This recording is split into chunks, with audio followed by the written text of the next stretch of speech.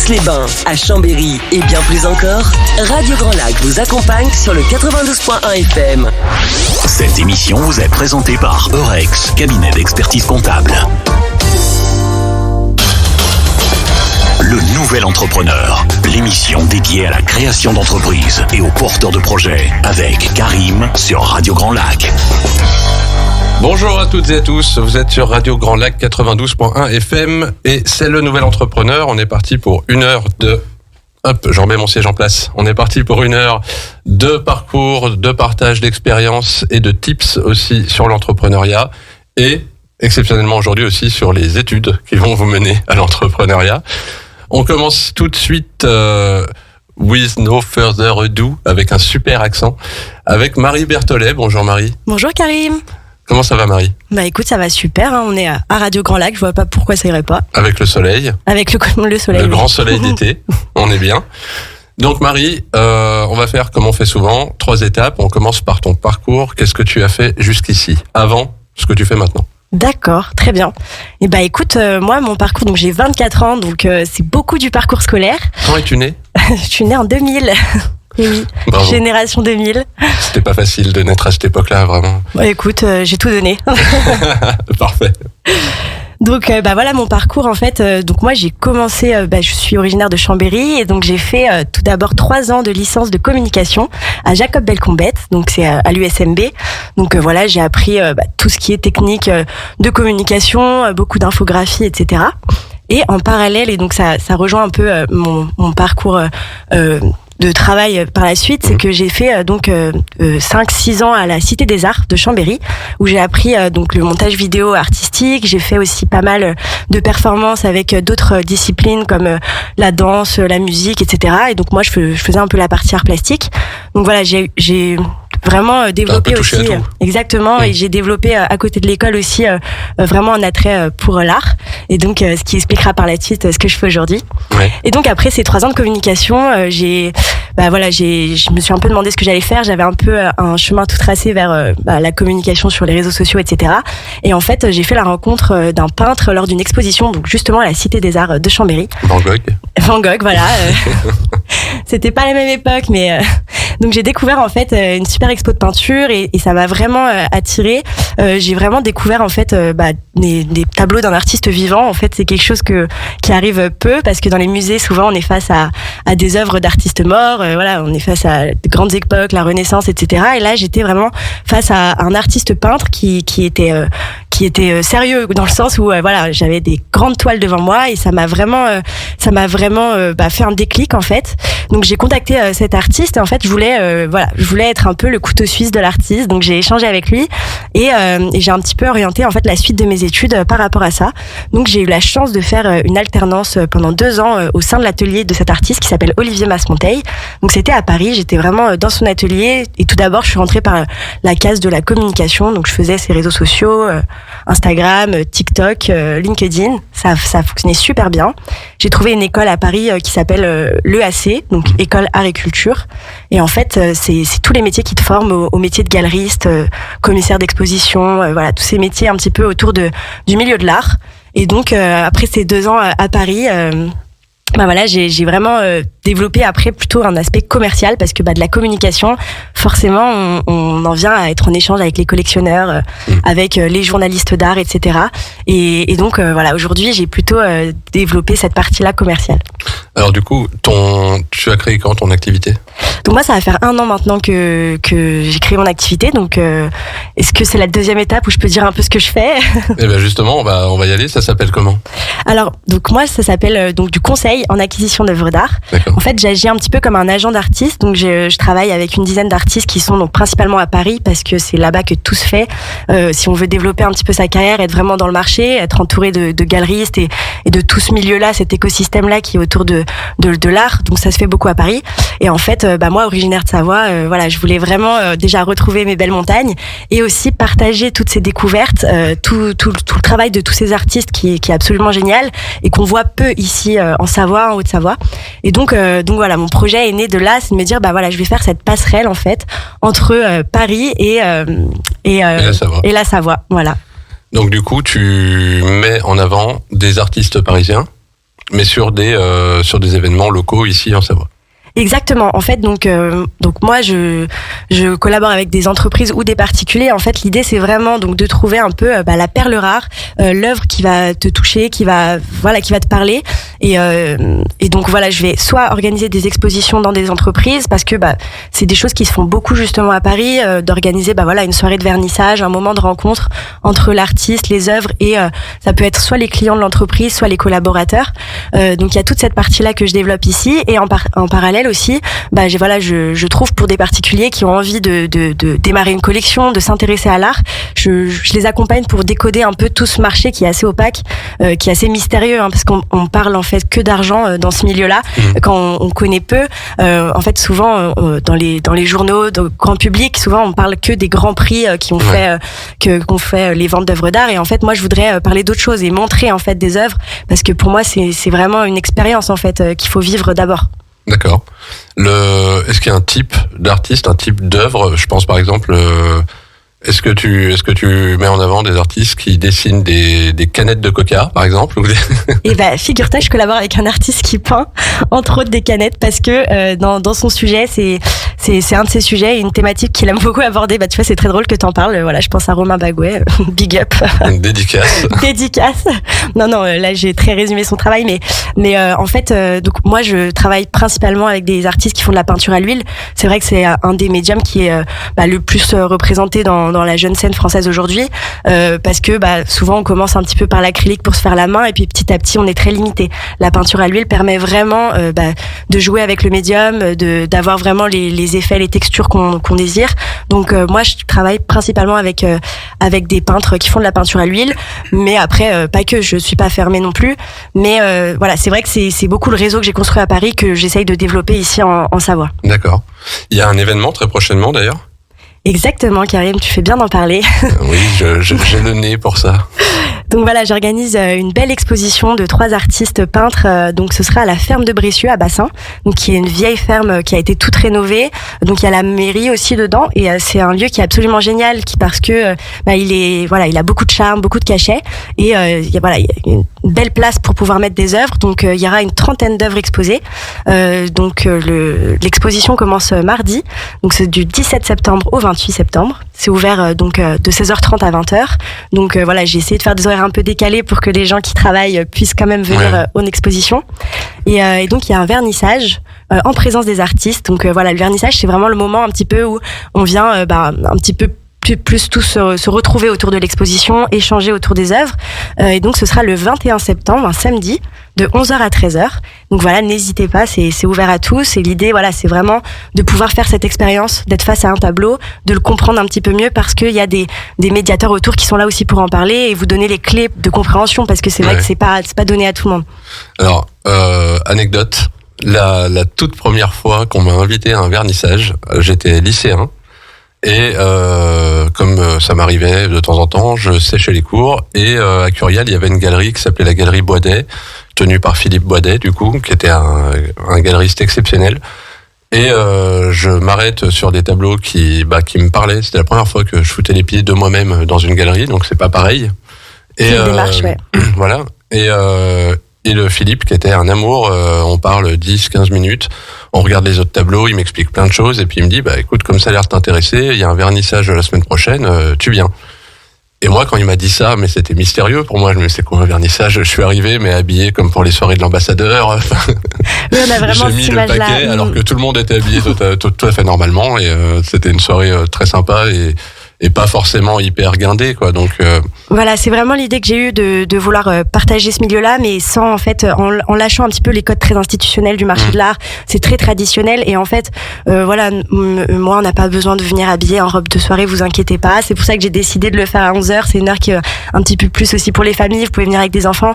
Voilà, l'idée c'est plutôt de le démocratiser en fait et de parler à un plus grand monde. Voilà. Et en plus, on peut avoir directement accès à l'artiste, ce qui est plutôt génial, puisque si on tombe sur des toiles qui...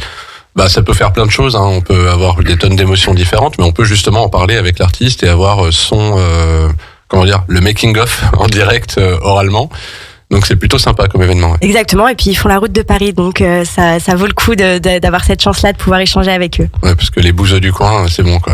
Non, mais ils ont fait la route et ils viennent découvrir la belle Savoie, donc voilà. Ok. Et alors les artistes, ce sera qui? Alors donc il y aura Olivier Masmonteil, donc le fameux artiste dont je vous parlais, chez qui j'ai pu travailler 2 ans dans son atelier. Il y aura aussi donc l'artiste Nicolas Marciano, qui est un artiste qui a déjà exposé au musée de Grenoble, mais aussi au Scarabée. Voilà, donc il a déjà été un petit peu montré dans la région il y a quelques années. Et donc voilà, il vient un petit peu questionner avec différents codes, différentes identités. Enfin, en fait, il faut venir voir les tableaux, parce que là on est à la radio, c'est bien beau pour le dire, mais il faut vraiment des images pour que vous puissiez comprendre la démarche. Et enfin, il y aura l'artiste Diane Benoît-Duré, donc elle qui travaille des grandes abstractions un petit peu colorées, qui change un petit peu de quelque chose de très figuratif, très semblable au réel. Elle est plutôt dans de l'abstraction et elle vient vraiment rechercher cette idée de la lumière, du prisme, etc. D'accord. Donc c'est assez complet et ça permet, enfin l'idée était vraiment de montrer un petit peu les différentes phases de la peinture et ce qui se fait aujourd'hui en fait vraiment dans l'actuel et ce qui est montré aussi en ce moment. Si je comprends bien, c'est des artistes qui font des choses complètement différentes. Exactement. Ouais, l'idée c'était, mais il y a quand même une sorte d'harmonie entre tous et il y a vraiment cette idée de jouer avec la peinture et avec ce médium-là. C'est un petit peu ce qui les relie tous. C'est que en fait finalement ils dialoguent tous un petit peu avec les grands maîtres parce que quand je parle des grands maîtres, je parle des grands peintres qu'on peut tous connaître, Léonard de Vinci, etc. Ils viennent vraiment retravailler en fait ces concepts-là et ces techniques-là avec en fait des sujets actuels. Donc c'est ça que je trouve vraiment passionnant, c'est c'est hyper accessible en fait pour nous tous. Ouais. Est-ce qu'il y a du renouveau dans ce domaine-là, dans le domaine de l'art, des peintres, etc. Parce que par exemple là, tu disais t'as un artiste qui fait des canettes de Coca. Bon, ça fait un moment qu'on en dessine des canettes dans tous les sens. Est-ce qu'il y a de la nouveauté à un moment ou est-ce qu'on est toujours en train de répéter un schéma un peu comme dans la musique? Non, alors je dirais qu'il y a des sortes de grands cycles en fait. Alors il y a aussi des modes, etc. Mais il y a aussi beaucoup d'influences qui se font. C'est-à-dire que c'est vraiment comme à l'époque des impressionnistes. C'était quand les premiers impressionnistes ont été très décriés, ils étaient très montrés du doigt et même presque rejetés. Et en fait, petit à petit, le mouvement s'est créé et ils se sont tous un petit peu inspirés les uns des autres pour en fait créer un grand mouvement. Et c'est un peu ce qui se passe aujourd'hui. On a eu une grande mode de l'abstraction et voilà, vraiment plutôt de la recherche de la couleur, de la forme, etc. Et aujourd'hui, on revient beaucoup à du figuratif. D'ailleurs, les jeunes peintres qui sortent des Beaux-Arts font presque tous du figuratif. Quand je parle de figuratif, c'est vraiment l'idée d'avoir un sujet précis et quand on passe devant le tableau, on sait que c'est un personnage, ou on sait que c'est une scène de genre. Voilà, on comprend tout à fait ce qui est peint. Donc là, c'est vraiment le grand courant d'aujourd'hui et je pense que sans prétention, c'est un peu ce qui sera dans les manuels scolaires de demain. Voilà, dans l'histoire de l'art de demain, ce sera ce grand courant-là des années 2000, même un petit peu avant en fonction des pays, jusqu'à, je ne sais pas jusqu'à quand ça va durer, mais en tout cas aujourd'hui on voit vraiment que les sujets sont repris. On a des points de vue qui sont très actuels parce qu'on s'inspire vachement de la photo et de la photo prise par téléphone notamment, qui ensuite est repeinte. Donc en fait c'est vraiment des regards différents, des compositions différentes, même des jeux de couleurs différents, mais tout en ayant une technique qui reste très très propre à la peinture.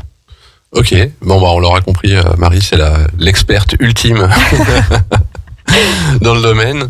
Est-ce que, ce sera la dernière question avant la pause, est-ce que il y a, toi qui es dans le domaine et dans le métier et dans tout ce circuit-là, qu'est-ce qu'on pense de ce qu'on trouve au Louvre, à la National Gallery, etc. Est-ce que c'est vieillot? Est-ce que c'est, on se dit, waouh, quand même, les gars, c'était des dingues? Comment, c'est quoi le regard des artistes d'aujourd'hui sur tous les vieux trucs exposés? C'est pas péjoratif, hein, c'est juste que. Un petit peu, non, mais je veux dire, chronologiquement, ça commence à dater. Bien sûr. Mais c'est ça qui reste, malgré tout, le top de l'art reconnu dans le monde. Je pense que voilà, les artistes qu'on a gardés de l'histoire, en fait, c'est ceux qui ont apporté quelque chose, c'est ceux qui ont vraiment raconté quelque chose. Pour moi, c'est vraiment un témoin de l'histoire déjà. C'est vrai que l'artiste a été le premier à utiliser les images pour témoigner en fait d'une génération. Moi, je pense que les artistes le voient beaucoup comme ça. Donc souvent, c'est des influences principalement. Donc on vient vraiment tirer. J'ai adoré ce drapé là sur telle robe de telle personne dans tel tableau. Enfin, il y a vraiment certaines œuvres qui vont toucher plus ou moins les artistes et les influencer plus ou moins. Et après, moi, je pense vraiment que, on ne peut pas renier l'histoire et c'est quelque chose qui a existé et qui s'est fait. Voilà. Après, c'est assez général. Il y a plein de choses dans les musées, donc on peut pas. Est-ce qu'il y a, par exemple, on va balancer là. Bon, on s'en fout. Normalement, ils sont morts, mais est-ce qu'il y a un artiste ou une artiste qui est totalement, on l'aime pas, quoi. Même dans l'histoire de l'art ou quoi machin, on se dit non, regarde, par exemple, je parlais de musique, le parallèle avec la musique. Tout le monde adore les Beatles, par contre Yoko Ono c'est un autre souci, quoi. Donc est-ce qu'on a ça aussi Honnêtement là ça me vient pas, pourtant des dramas dans le marché de l'art il y en a beaucoup, mais là j'avoue que je pourrais pas dire un nom qui me vient en tête. C'est la prochaine série Netflix. Et puis en fait il y a déjà assez de guéguerre entre les mouvements, etc. Donc en fait t'as beaucoup d'artistes qui vont être beaucoup moins touchés par l'art naïf, d'autres beaucoup plus, donc c'est vrai que ça dépend vachement encore une fois de ta personnalité, de ton influence, etc. Donc je pense que c'est plutôt c'est plutôt des grands courants qui vont être plus ou moins appréciés. Et puis après, il y a toujours des artistes qui sont plus ou moins mis en valeur, mais en fait, il y en avait plein d'autres qui avaient autant de talent et qui ne sont pas dans les musées aujourd'hui. Donc c'est toujours pareil. C'était sûrement peut-être le réseau de l'époque, le collectionneur de l'époque qui l'a mis en avant, mais voilà. Ok. Alors moi, mon courant préféré, on va lancer la musique tout de suite après parce que c'est vraiment pas très drôle ce que je vais dire. Mon courant préféré, c'est le courant d'air. Allez, à tout de suite. Le Nouvel Entrepreneur, l'émission dédiée à la création d'entreprises et aux porteurs de projets avec Karim sur Radio Grand Lac. On est de retour et à chaque fois que le jingle se lance, j'ai toujours l'impression, l'émission, et direct dans ma tête ça fait l'émission qui réveille tes voisins, mais non, on n'en est pas là. Un jour peut-être, il y aura un mégaphone Radio Grand Lac et je courrai partout dans les rues, mais on verra, projet d'avenir, c'est important. On continue avec Patrice Iacovella. Hello. Bonjour Karim, bonjour à vous qui nous écoutez sur Radio Grand Lac. Alors Patrice, on se connaît à peine, mais je sens qu'on a plein de choses à se dire. À peine. Donc Patrice, il y a beaucoup de choses à dire sur le parcours. Et en termes de partage d'expérience, tu as vécu une aventure folle avec les émoticartes dont on va parler. Et si tu veux bien, partager tout ça avec nous. Bah écoute, avec plaisir. En tout cas, je tiens à remercier Marie parce qu'elle m'a fait découvrir un métier que je ne connaissais pas.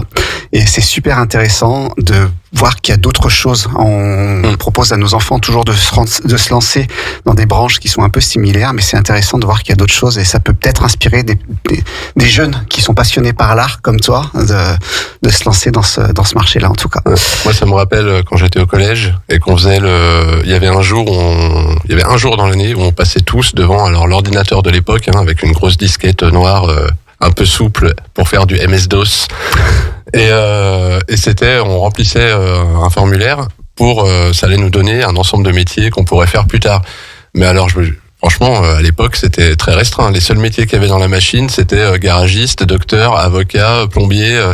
C'était que des trucs comme ça, alors que déjà à l'époque, je veux dire, on n'a pas inventé des métiers en 2000, quoi. Il y avait déjà des tonnes de métiers, mais on n'était jamais dirigé vers. Il y avait que les grands axes. C'est vrai. Aujourd'hui, ça a beaucoup évolué quand même. Mais c'est vrai qu'avoir des métiers qui sortent de l'ordinaire comme ça, c'est hyper intéressant. Non mais carrément. Et puis tu vois, tu parles de MS-DOS, disquette, etc. Ben, ça me ramène. Je suis un entrepreneur d'Aron de 50 ans, donc ça c'est un temps que les jeunes d'aujourd'hui ne connaissent pas. Est-ce qu'on prépare les funérailles tout de suite ou... Non, j'ai encore un petit peu de temps, je te rassure. Mais en tout cas, ça a été pour moi un déclencheur justement parce que j'avais rempli un questionnaire comme ça et il était ressorti qu'un ordinateur avait décidé que plus tard je devais travailler dans de la plasturgie. Donc la conseillère d'orientation de l'époque qui avait écouté tous les profs qu'elle avait rencontrés et qui lui avait dit que j'étais pas fait pour les études, que j'irais pas loin dans la vie. En sortant ce questionnaire, elle m'a dit, pour moi, c'est une évidence. Vous allez travailler dans la plasturgie, vous pouvez rien faire d'autre. Donc, je me suis lancé dans un stage de plasturgie. Tu y étais quand même. J'ai fait 1 jour. D'accord. Ça puait, c'était dégueulasse. Je voulais pas, c'était pas du tout, je suis pas manuel en plus, moi, donc me faire travailler dans un métier de manuel. Donc, ça, c'était le Patrice d'avant. Mais ça a été pour moi un électrochoc parce que je me suis dit mais jamais je vais laisser les autres décider pour moi de ce que va être mon avenir et encore moins un ordinateur. Je me suis lancé dans des études d'audiovisuel et j'ai travaillé pendant 18 ans en tant que caméraman reporter pour de nombreuses chaînes de télé nationales et internationales. Et pour la petite anecdote, j'ai eu le plaisir d'être un des caméramans de Garou, Florent Pagny, Axel Red et Hélène Seguera. Et avec ces personnes-là, parmi tant d'autres, j'ai vraiment passé d'excellents moments parce qu'on faisait les tournées de concerts, on se marrait bien à l'époque. Je pense que c'est pareil. Aujourd'hui aussi, je me marre bien aussi, même si je fais plus ça. Eux, je pense qu'ils se marrent aussi. Hein. Ils se marrent aussi. Ils parlent de toi maintenant, ils rigolent. Je pense que je suis passé aux oubliettes, mais en tout cas, c'était vraiment une très très belle expérience. Et de par mes différents voyages à travers le monde, derrière la caméra, je sais que j'ai fait voyager aussi beaucoup de personnes qui, en voyant mes images, ça leur a permis d'aller dans des endroits pour lesquels ils n'auraient jamais pu accéder, parce que j'ai vécu des super expériences aussi, découvert des choses juste incroyables dont beaucoup de personnes ignorent que ça existe aujourd'hui, quoi. Et 18 ans quand même, c'est une grosse partie. J'ai fait ça pendant 18 ans, exactement. Ouais, tout à fait. Qu'est-ce qui a fait que tu as changé? Tu t'es dit j'ai fait le tour. En fait, ce qui a fait, c'est que je suis devenu daron. Ah. Et d'être toujours entre 2 hôtels, 2 avions au bout du monde, c'était de plus en plus difficile de partir. Je voyais mon fils qui s'accrochait à mes jambes. Un jour, il s'était caché dans la valise en me disant je me débrouille, je viens avec toi, personne n'en saura rien. Et j'ai senti que c'était un poids pour lui. Et puis après, quand ma fille est arrivée et que moi je me retrouvais, je crois que j'étais en Corée à l'époque avec 9-10 heures de décalage horaire, avec ma femme qui galérait à en chercher un, l'autre, etc., etc. Je me suis dit mais en fait ma place elle est plus là, elle est plus dans un avion, elle est plus dans un hôtel, et ma place elle est dans ma famille. Et j'ai envie d'accompagner au mieux mes enfants pour pas le regretter plus tard, et pour pas passer à côté du papa qui était absent. Et du jour au lendemain, j'ai décidé d'une transition, d'un changement de vie à 180 degrés. Et tu as fait? Et j'ai repris des études pour devenir sophrologue spécialisé pour enfants. Voilà, comme quoi les enfants, ça t'a appelé. Alors ça m'a appelé parce que, en fait, en tant qu'adulte, on est le fruit de l'enfant qu'on a été dans le passé. Donc ça a résonné pour moi. Ça a résonné pour le fait que je devenais daron aussi. Et puis, je me suis dit, mais en fait, il y a beaucoup de choses à faire pour les enfants. Après, quand j'étais étudiant, j'étais moniteur de ski, j'étais directeur de centre aéré, etc. Donc, j'ai toujours baigné dans un univers d'enfants ou d'adolescents, en tout cas. Donc, pour moi, c'était une évidence que c'est dans cette branche-là que je devais m'orienter. Donc, je suis devenu, quelques années plus tard, il y a 10-12 ans aujourd'hui, je suis devenu sophrologue spécialisé pour enfants et adolescents.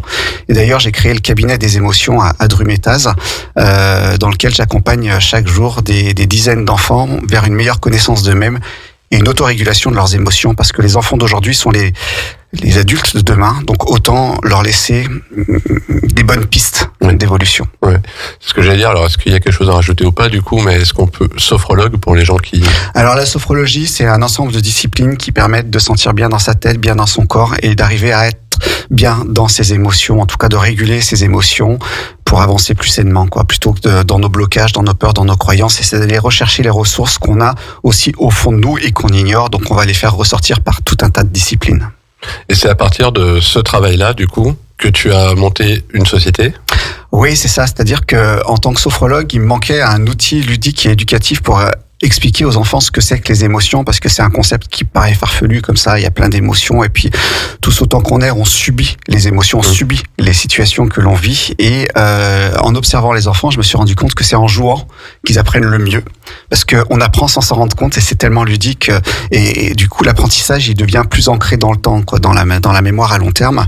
Et plutôt que d'écrire un xème livre sur les émotions qui remplissent déjà les librairies et les bibliothèques, j'ai décidé de créer un jeu, en fait, donc qui s'appelle Emoticart. Donc il y a une première version qui est née il y a 7 ans pour les enfants, et puis après il y a un besoin qui s'est vite fait ressentir de créer une version pour les parents, pour les adultes en tout cas, qui maintenant est utilisée aussi en entreprise et autres. Et il y a quelques années, j'ai créé aussi un jeu Emoticart pour lutter contre le harcèlement, donc toute forme de harcèlement, que ce soit physique, sexuel, moral, cyberharcèlement ou le harcèlement scolaire. Parce que mon fils a été victime de harcèlement quand il est rentré en 6e.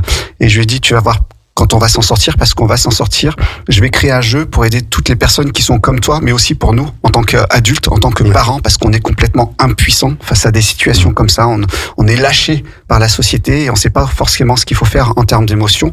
Donc, je vais créer ce jeu-là. Et puis, la totalité de ces jeux-là fait qu'en 7 ans, j'ai vendu 50 000 exemplaires dans plus de 35 pays, ce qui m'a permis Merci. Mais c'est un travail quand même, d'avoir été élu start-up de l'année 2020.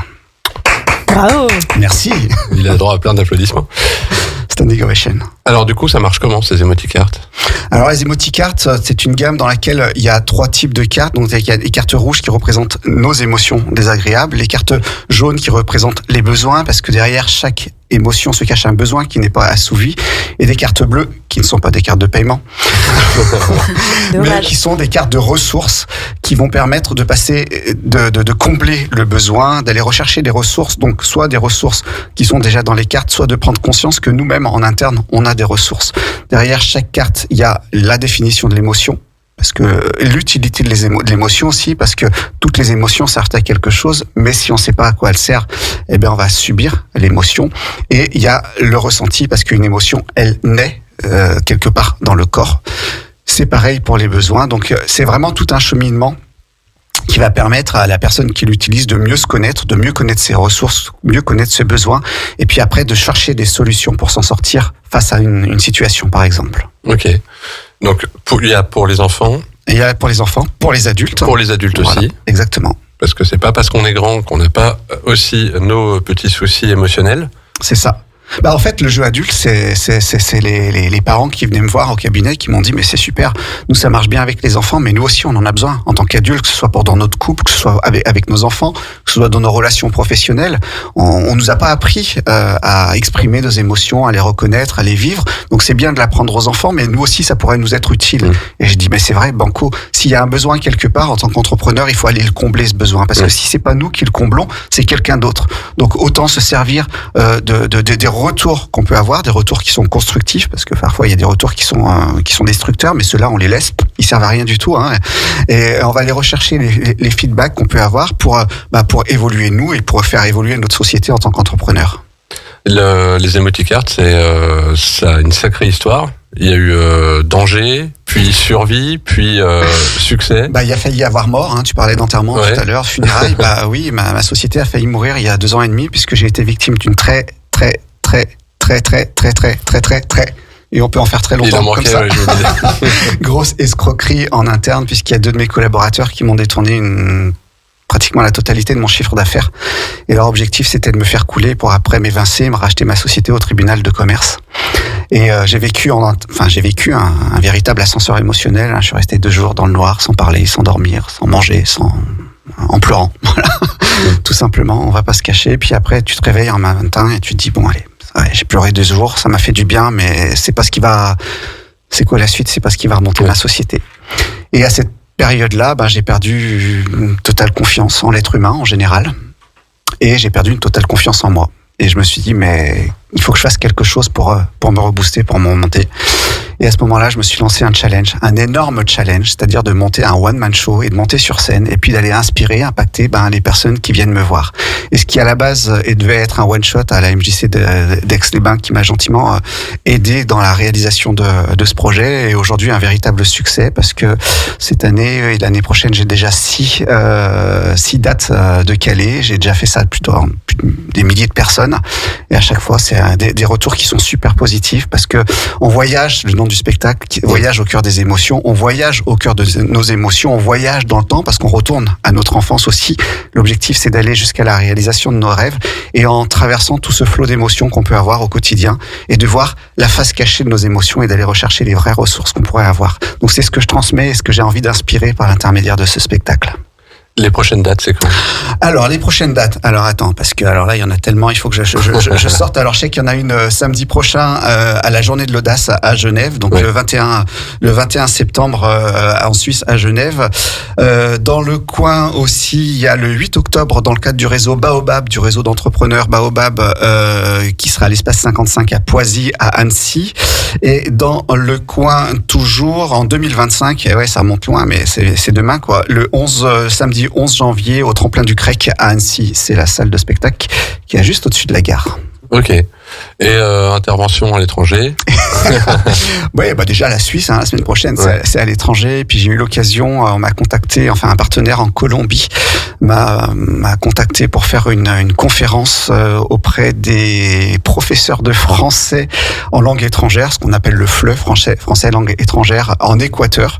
Donc c'est jeudi prochain, je devais me rendre sur place, mais pour des questions de timing et d'organisation, ça sera en visio.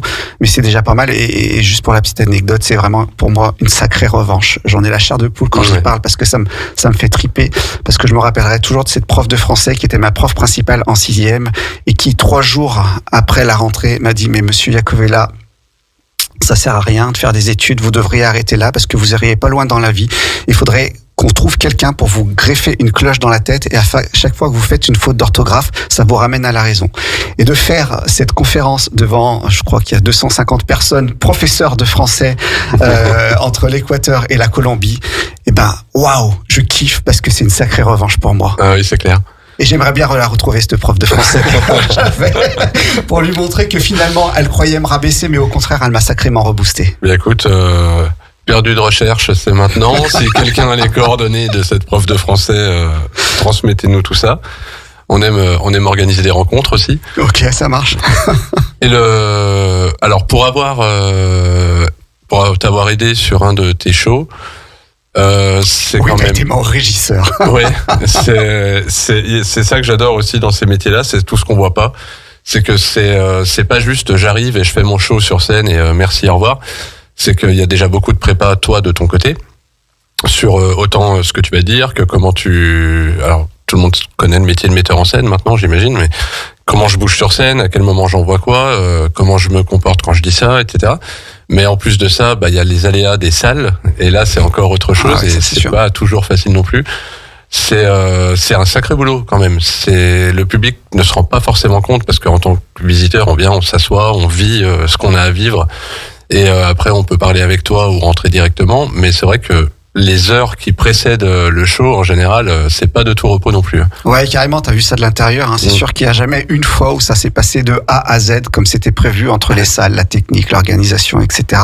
Il y a toujours des aléas, mais finalement, je me dis que c'est un petit peu comme la vie aussi. Il y a des moments, il y a des grains de cailloux qui viennent se mettre dans un autre engrenage, dans notre journée.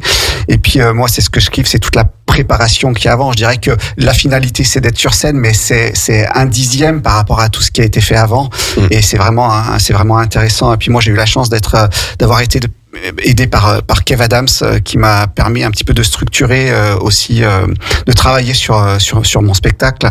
Et voilà, c'est quand vous allez voir un spectacle, dites-vous qu'il y a le moment que vous voyez, l'heure 30, moi ça dure 1h30, mais que avant et après, c'est pas fini. Et c'est tout ce avant et après qui font qu'on va passer une super heure ensemble. Et donc, prochain coup à Genève, en même temps que l'exposition de Marie. Donc, ouvrez votre choix. Faites comme vous le sentez. Suivez vos émotions. C'est deux choses différentes, mais ça reste les de l'art. Émotions ça reste de l'art. Dans les deux cas, c'est des déclencheurs d'émotions. C'est un art, exactement.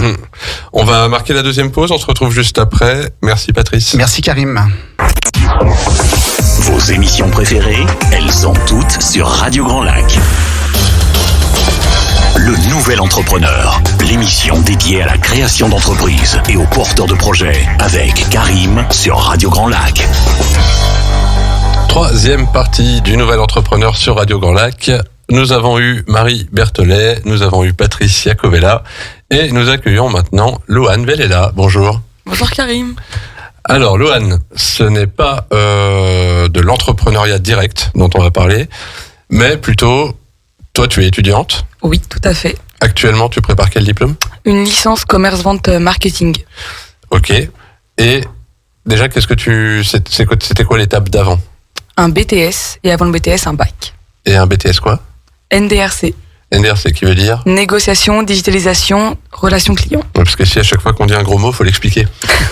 Donc NDRC, ok. Donc maintenant, on prépare une licence. Tout à fait. C'est en combien de temps ? 1 an la licence du coup. En 1 an, ok. Est-ce que derrière, tu penses continuer ou t'arrêter là ? Oui, continuer. J'aimerais bien jusqu'au master. D'accord. Donc la suite, c'est un master quoi ? J'aimerais bien faire commerce international. D'accord. Pour l'anglais et puis. Ok. C'est sympa donc à voir pour la suite. D'accord. C'est quoi j'imagine que c'est assez vaste. C'est quoi les débouchés par rapport à ces diplômes-là ? C'est du commerce en général. Après, on peut s'orienter soit dans l'entrepreneuriat, du coup. Moi, c'est ce que je souhaiterais faire. Sinon, on peut totalement travailler en tant que commercial. Ça peut être vendeur en magasin, donc direct, commerce indirect sur du phoning ou dans les bureaux, la com, les réseaux sociaux. D'accord. C'est assez large. Donc là, pour l'instant, tu es au lycée Saint-Ambroise. Tout à fait. Big up Yves Corday. Tout à fait. On passe le bonjour à Yves Corday. Voilà. Et on a eu juste avant, alors on va les reprendre dans l'ordre inverse, Patrice Iacovella, du coup, tu as suivi tout ce qu'il disait. Toi, de ton point de vue de jeune étudiante de 20 ans, qu'est-ce que tu aurais à redire à ça, à ce parcours ou à ce qu'il propose actuellement? Et bah déjà, c'est inspirant parce que par rapport à du coup ce qui a pu t'arriver, je trouve ça super incroyable. Enfin, ce que t'as fait, du coup, d'aller savoir rebondir sur les faiblesses ou ce qui t'est arrivé, et c'est hyper inspirant quand on est étudiant parce que généralement, on nous apprend pas ça en cours. On nous apprend le commerce, à vendre, à parler aux clients. On nous apprend pas à rebondir sur les opportunités justement que l'entrepreneuriat nous apprend. Et j'ai trouvé ton parcours superbe. Et d'ailleurs, ton jeu a l'air superbe aussi. Donc, je pense que la suite de ça, je vais le commander. Est-ce que tu te sens concerné du coup par les emoticards? Oui. Ouais. Je suis très dans le développement personnel. Je lis beaucoup de livres. J'aime beaucoup aussi les émotions. Martine à la plage. Pas tout à fait, on est plus sur les 4 accords Toltec, les 5 blessures de l'âme, des choses comme ça. Images. Non, okay, non, on n'aime pas les images. Mais ouais, les émotions, je trouve ça hyper important de les écouter, que ce soit les siennes ou celles des personnes en face de nous. Et dans le commerce, on nous apprend pas ça, généralement. On nous apprend à vendre le produit, à faire du chiffre d'affaires, à faire de la com, mais tout ce qui est écouter le client, écouter les gens, on n'y apprend pas. Et j'ai un formateur justement à Saint-Ambroise qui m'a appris à aimer ce commerce-là, qui m'a ouvert les yeux sur ce commerce-là, à vraiment apprendre à connaître le client, à le cerner, à vraiment répondre à ses attentes. Et c'est ce qui fait que aussi je suis restée à Saint-Ambroise, parce que ce formateur, il m'a vraiment fait aimer le commerce comme j'aurais toujours voulu qu'on me le présente et qu'on me l'apporte et qu'on me l'enseigne aussi. Il n'y a pas de secret, hein. Un bon prof, ça peut tout changer. Ça change beaucoup. Mais en tout cas, merci beaucoup pour ton feedback. Et tu vois, c'est ce que je dis aux jeunes qui viennent me voir. Je leur dis, je vais t'apprendre tout ce que l'école ne t'apprend pas. Donc, chacun son boulot. Exactement. Et pour Marie, du coup, métier d'art, tu connaissais? Pas du tout? Pas du tout, vraiment pas. Ouais. Moi, le métier d'art, ça s'arrêtait vraiment au musée. Les seules fois où j'ai vu des arts, c'était dans des sorties scolaires ou justement à Paris, comme t'en parlais. Pour toi, il y avait soit le peintre, soit le gars qui est assis à côté de la peinture et qui surveille. Un peu. Oui, bah voilà, Paris, le Louvre, tout le monde connaît. Et j'avoue que à chaque fois que je vais à Paris, tu fais ta petite visite au Louvre parce que c'est un peu le thème aussi de Paris. Mais j'avoue que c'est un métier qui a l'air super intéressant. Et en plus de ça, c'est passionnant dans le sens où ça peut être que de la découverte tout le temps. Ça s'arrête jamais. Il n'y a pas forcément de limite à l'art, je trouve. Et c'est aussi ce qui fait le charme du métier, quoi. Bah oui, voilà, c'est ce que je vis exactement. Elle est inspirée, Marie. Non, mais c'est vrai que voilà, c'est un métier qui se crée en fait par.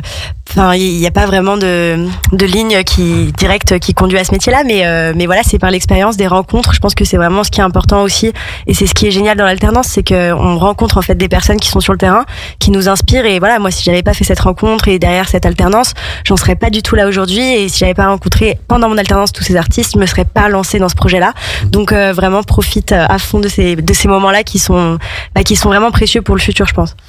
Est-ce que parce que vous êtes plus ou moins jeune, est-ce que vous avez des questions éventuellement pour Louane sur justement l'école d'aujourd'hui, l'apprentissage d'aujourd'hui, ce que ça représente? Tu es en alternance? Oui.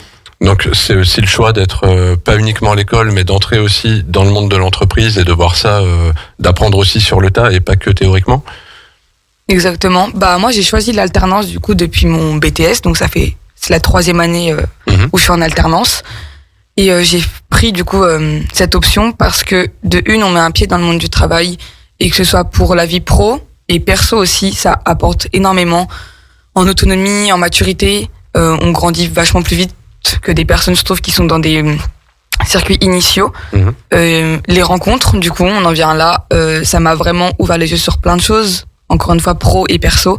Et à l'heure actuelle, j'aime l'école et j'aime aller à l'école parce que j'ai aussi ce côté où je suis au travail, je fais des choses qui me servent sur l'instant et qui vont me servir plus tard, que ce soit dans les rencontres ou ce que j'apprends. À l'heure actuelle, du coup, avec toi, Karim, j'apprends plein de choses et je sais que sur l'instant, ça me sert. Et du coup, on mène des projets ensemble, et même pour plus tard, ce sera toujours des choses qui vont me servir. Et je trouve ça trop cool, en fait, du coup, de pouvoir avoir un diplôme et en plus du diplôme, apprendre d'autres choses. C'est trop cool, en fait. Tu fais de l'expérience. Exactement. Et c'est ce que j'adore dans l'alternance. Il y a aussi le côté un peu rémunération qui joue, et généralement, c'est comme ça qu'on la vend. On met beaucoup en avant la rémunération et de dire, on est rémunéré et on a un diplôme. Je pense que l'expérience, elle passe avant la rémunération, parce que c'est sympa d'être payé à la fin du mois, et en même temps c'est normal parce qu'on travaille, donc tout travail mérite salaire. Mais je trouve que l'expérience, elle est quand même beaucoup plus belle que les sous à la fin du mois, parce que dans ta vie, c'est l'expérience qui va te faire grandir et qui va te faire évoluer. Donc, si vous allez faire des études ou vous allez vous mettre dans des études, un conseil, tournez-vous vers l'alternance, c'est vraiment sympa. Messieurs, dames. Alors moi, j'ai juste envie de te poser une petite question. Alors c'est le quart d'heure, les 10 minutes philosophiques. Il n'y a pas de question piège, tu réponds comme tu le sens. Est-ce que si je te dis, on peut réussir dans la vie sans avoir de diplôme ou d'avoir fait d'études, est-ce que tu es d'accord avec ou pas? Oui, totalement. Pour moi, réussir dans la vie, déjà tout dépend ce qu'on entend par réussite. On est d'accord. Et surtout, pour moi, c'est une question de volonté et d'idée. Les gens n'ont pas forcément de diplôme ils n'ont pas de diplôme, mais s'ils ont l'idée et la volonté d'y arriver, avec de la discipline, ils peuvent arriver à monter quelque chose sans forcément avoir un bac plus 5, 6, 12. Tout dépend le corps de métier. Je veux dire, un médecin, non, il peut pas y arriver. Mais en entrepreneur, oui, il peut totalement y arriver sans diplôme, parce que justement, ça vient d'une idée et de sa volonté. Non, c'est bien, elle ira loin parce qu'elle se met pas la pression avec ses diplômes. Dans le sens inverse, est-ce que vous, par rapport à vos expériences professionnelles, etc., vous auriez des conseils à donner à Louane? Moi, si je peux donner un conseil, c'est vraiment de toujours aller. Si on te propose quelque chose, tu dis toujours oui. Au début, on peut avoir peur. je peux mettre un bémol quand même. On reste dans le cadre du travail et de tout ça, mais chaque expérience est bonne à prendre. Donc vraiment fonce et voilà. Faut pas laisser la peur des fois nous freiner et faire des choses un peu folles. Mais non, il y a rien de il y a rien de décalé, Karim. Voilà. Non, mais je veux dire, si on vient te voir en te disant Marie, j'ai un super projet, faut que tu investisses tout ce que t'as. Je vais faire des canapés en peau de zèbre. Je suis pas sûr que tu vois. Tout c'est utile. On va peut-être pas dire oui. Il y a peut-être quelque chose derrière les canapés en peau de zèbre. Patrice, un conseil, un petit tip, quelque chose? Moi, je dirais, ne laisse pas les autres décider pour toi. Si t'as vraiment une envie et que les autres ne sentent que c'est pas ton envie, c'est ton envie à toi, c'est pas la leur. Ne te laisse pas manger par la peur des autres et fais ce que tu dois faire, ce que tu as envie de faire, parce que sinon après on risque d'avoir des regrets, des remords, des reproches et c'est tellement facile de balancer sur les autres. Donc va là où la vie t'attend et va là où tu dois être, en tout cas. C'est entendu et c'est noté. On a dit plusieurs fois qu'il fallait aller à la rencontre. J'intervenais il y a quelques jours devant l'IPAC pour justement parler de la force du réseau professionnel. Vous en faites l'expérience tous les jours. Donc vous, ça serait comment, par exemple, Marie, ce matin, tu étais en réunion justement avec ton club pro. Tu peux nous dire un peu comment ça fonctionne et à quoi ça sert? Moi, quand j'ai débuté mon activité, c'est vrai que j'avais peu de réseaux en Savoie et en fait, je connaissais même pas le principe d'un réseau d'entreprise. Et en fait, c'est vraiment par pur des hasards que j'ai découvert le réseau. Donc moi, c'est le réseau Léa, les experts en affaires. Et donc on se rejoint tous les matins, pas tous les matins de la semaine, non, tous les vendredis matins. Le matin un petit peu tôt, faut être bien réveillé et accroché. Et en fait, donc on vient tous un petit peu présenter nos activités et découvrir en fait des personnes où il peut y avoir des synergies. Après, c'est un réseau qui est assez bienveillant, assez ouvert, qui est assez humain. On rigole beaucoup aussi et l'idée c'est donc à chaque fois de pouvoir échanger en fait sur nos petites problématiques, se donner des conseils, mais aussi faire du business ensemble. Donc c'est vraiment quelque chose qui m'a beaucoup boosté, surtout sur le partage d'expérience. Mais étant jeune entrepreneuse, j'apprends tous les jours et je découvre tous les jours aussi des facettes de métier que je connaissais le nom, mais alors vraiment ce que ça comprenait, c'est encore autre chose. Donc moi je pense que c'est aussi vraiment une clé quand on se lance de s'entourer, et les réseaux sont un très bon moyen. Il faut en visiter plusieurs et trouver celui qui nous parle. Moi je suis tombée direct sur le bon, mais c'est une chance. Ouais, tout à fait d'accord. Patrice, disons qu'il faut avoir conscience que quand on est entrepreneur, on est souvent seul, c'est-à-dire on est seul à prendre les décisions, on travaille pour notre entreprise, on mange notre entreprise, on dort notre entreprise, on fait plein d'autres choses en pensant à notre entreprise, et par la plupart du temps on a tendance aussi à s'oublier soi-même tellement qu'on a la tête dans le guidon, et c'est souvent là que le risque arrive, c'est-à-dire on a tellement la tête dans le guidon qu'on voit pas les dangers qui peuvent arriver sur les côtés. C'est bien d'aller à la rencontre d'autres personnes, de rencontrer, d'aller dans des réseaux d'affaires, même d'aller interviewer des personnes dans des domaines qu'on connaît pas. En tout cas, c'est vraiment de s'entourer pour s'inspirer et pour se nourrir de l'expérience des autres. Vous en pensez quoi? Alors, quand on va dans un club d'affaires, clairement, on sait qu'on va parler affaires. Quand on fait des soirées de réseautage, des choses comme ça, est-ce que vous avez des tips à donner? Moi, je dis souvent, faut pas arriver en se disant tout de suite, ah bah ce soir, je vais vendre, je vais trouver des gens à qui je vais vendre mes trucs, etc. Mais plutôt arriver en se disant, ce soir, je vais passer un bon moment, partager avec des personnes que je connais, d'autres que je connais pas, mais je vais découvrir des nouveaux profils, je vais découvrir de nouveaux parcours, et éventuellement, il se passera quelque chose. Oui, c'est ça l'idée, c'est plutôt d'écouter et d'aller à la rencontre des gens plutôt que de se mettre en avant soi. Et moi, ce que j'aime bien faire, c'est que je ne donne rarement mes cartes de visite, mais par contre, je prends les cartes de visite des autres. Parce que moi, je suis sûr d'avoir les coordonnées. Et s'il y a besoin, d'après relancer ces personnes-là, plutôt que de donner ma carte de visite. On me la demande, je la donne, il n'y a pas de souci, mais je préfère prendre des cartes, même si c'est des cartes qui n'ont rien à voir avec ce que je fais, mais parce que c'est des personnes que j'ai rencontrées. Si je les ai rencontrées, c'est qu'il y a eu un match quelque part, il y a eu un feeling quelque part, parce que leur histoire de vie, leur profession ou ce qu'ils font m'a interpellé quelque part, et c'est vraiment de garder une trace. Mais c'est ça, c'est vraiment d'aller à la rencontre des autres plutôt que d'aller à notre rencontre et de se dévoiler devant tout le monde, quoi. Oui. Oui. Bah oui, je suis un peu dans cette idée-là, et puis voilà, pour moi, je trouve que la personnalité est assez importante. Voilà, il faut réussir à être soi-même, et en fait, ouais, c'est un petit peu comme tu le dis, c'est que les choses se font assez naturellement, et en fait, il y a même des belles amitiés qui peuvent se créer par la suite. Donc, faut pas du tout y aller dans un but de business principal, parce que de toute façon ça ne fonctionnera pas et tout le monde vous sentira venir à 10 000. Donc, ouais. Juste pour la petite anecdote, mon cher Karim, quand on s'est rencontrés il y a quelques années, c'était dans un réseau d'entrepreneurs. J'arrivais ici dans le bassin, et c'était la première soirée réseau que je faisais auprès des entrepreneurs aixois, et tu es la première personne qui est venue me voir, tu me serres la main et tu me dis bonjour, je m'appelle Karim Naïli, et en une fraction de seconde dans ma tête je me suis dit, qu'est-ce qu'il va me vendre lui? C'est une assurance ou des panneaux solaires? C'est peut-être ma nouvelle voix. Et aujourd'hui, on est une très très très belle amitié. Ouais. Mais oui, je vais vers les gens, c'est important. Mais oui. Et Karim met très bien en réseau les gens aussi, parce que quand on va à ces soirées réseau, c'est vrai que t'as une faculté à mettre en lien les personnes, et voilà, personne ne reste dans son coin, donc n'ayez pas peur, foncez, allez aux soirées de Karim. Mais bien sûr. Tiens, d'ailleurs, on va faire de l'autopub. Demain, on fait l'inauguration de l'hôtel, restaurant et spa au Pervenche. Alors, Sam et Anne, le couple propriétaire, avaient fait un passage à la radio, je crois, en juin, si je dis pas de bêtises, pour justement parler de leur établissement et de l'expérience aussi d'acheter un établissement hôtelier, parce que c'est quand même pas rien. Je veux dire par rapport à plein d'autres activités, là, on parle vraiment matériel. On est dans le dur, quoi. On a des murs, on a des chambres à faire vivre, un restaurant, etc., du séminaire.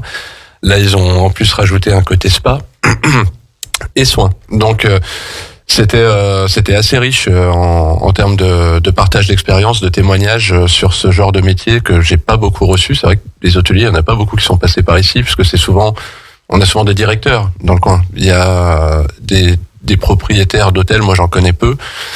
Donc là, c'était l'occasion. Et là, on fait leur inauguration pour deux raisons. D'une part, il y a eu beaucoup de travaux. Ils ont racheté il y a 2 ans. Ils ont refait tout l'hôtel. Donc c'est très très beau. Ça a une nouvelle identité. C'est à la fois élégant et jeune. On peut pas se sentir mal là-bas. Et il y a aussi le côté c'est la 3e étoile, voilà, qui a été acquise au printemps ou début d'été, je ne sais plus. Donc c'est le moment de mettre l'établissement en avant, de le faire découvrir au plus grand nombre. Donc demain soir, inauguration à partir de 18h, il y aura des navettes, parce que sur place une partie du parking sera bloquée pour des animations et de l'accueil. Donc il y aura des navettes gratuites qui partiront du parking de la patinoire à partir de 18h et qui font des allers-retours toute la soirée. Donc vous pouvez venir et repartir quand vous voulez. Et on a un sacré programme, puisque c'est ouvert à tous, d'ailleurs, entre amis, en famille, les enfants aussi. Il y aura, vous arrivez avec un petit verre d'accueil. Ensuite, on a du concert dans cette soirée, pop rock, années 80, 90, 2000. On a un spectacle de feu aussi, donc c'est pour ça que je disais les enfants seront plutôt contents de voir ça. Et on termine la soirée en beauté avec un DJ et surtout tout le long, vous pouvez profiter du buffet ou de la petite carte qui a été mise spécialement en place. Faut savoir que chez eux tout est fait maison et faut pas parler de pas fait maison là-bas parce que ça passe mal. Et c'est vraiment une belle expérience sur les partenaires qui seront là aussi, la brasserie Faille à Prélis et 3 bars au total pour pouvoir goûter. Ils ont mis en place des consommations signatures qui ont été vraiment créées avec les partenaires pour l'établissement. Donc il y aura un bar à vin, un bar à cocktail, un bar à bière et soft. Et pas mal de choses à voir et à tester. Consommer avec modération, évidemment. Mais en tout cas, ça devrait être une belle soirée. Louane, ça donne envie. Oui. Et vous rencontrerez plein de monde. Pour revenir au sujet initial. Louane, première expérience radio. C'était top. J'ai adoré. J'ai fait des super belles rencontres et c'est à refaire. Moins stressé? Beaucoup moins. C'est bon. Qu'as-tu pensé des 2 témoignages qu'on a pu avoir? C'est inspirant, très intéressant et puis ça ouvre les yeux sur plein de métiers, donc foncez. On est dans la réalité. Exactement. De la vie d'entrepreneur. Beaucoup. Donc pour te trouver, Marie, on fait comment? Eh bien, sur Instagram, sur LinkedIn, sur Internet, vous écrivez Marie Berthollet, BERTH-O2LET. Voilà. Et pour Patrice? Et moi, si c'est les émoticartes, donc c'est emoticartes.com. Vous les retrouvez sur mon site internet ou sur Amazon ou à la Fnac, enfin partout. Et si c'est pour accompagner vos enfants, c'est le cabinet des émotions Savoie. Vous tapez ça et vous tomberez sur mon site. Le cabinet qui se trouve à Drumettaz, Clarafond. Ok, bon, on va se quitter là-dessus. Merci à tous d'avoir participé à l'émission et à vous de nous avoir écoutés. Merci. Bon appétit. Bonne journée. Radio Grand Lac.